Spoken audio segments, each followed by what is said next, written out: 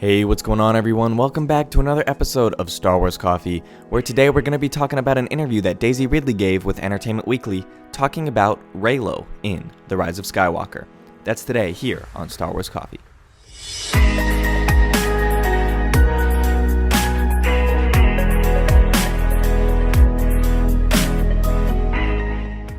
Alrighty, thank you guys for joining me today. If you're a returning subscriber, thank you so much. But if you're new to the channel and you're just finding me for the first time, be sure to hit that subscribe button, hit that like button on this video and any other videos from the channel that you check out, and be sure to hit that notification bell, not once, but twice, so that you're always notified the second a new video goes live.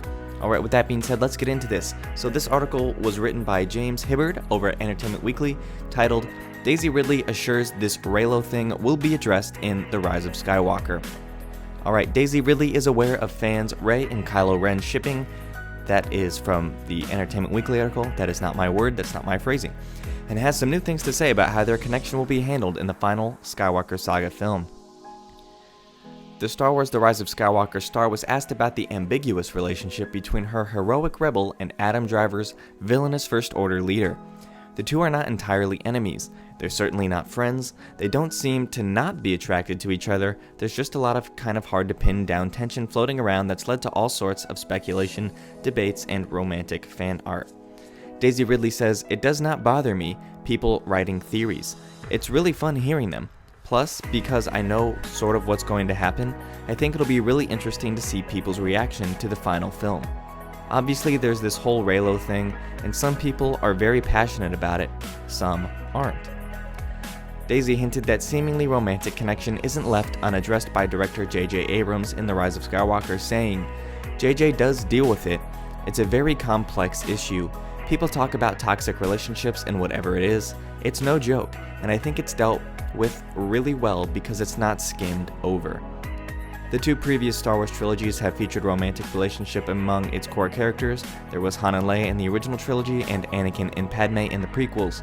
Rey and Kylo are again much less easier to define and more controversial as well.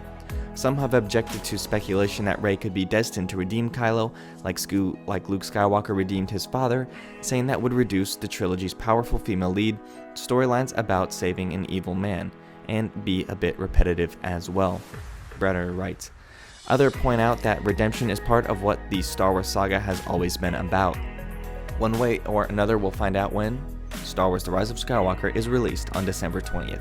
Anthony Bresnikan has contributed to this report." Alright, so that's the article. That is what we are told on Reylo from Rey herself. Alright, so let's go over these quotes one more time. It says, "She doesn't mind people are going through these theories, she likes it, so that part's not really important. What is important to take out of this little interview is that JJ deals with it, and she says it's not skimmed over."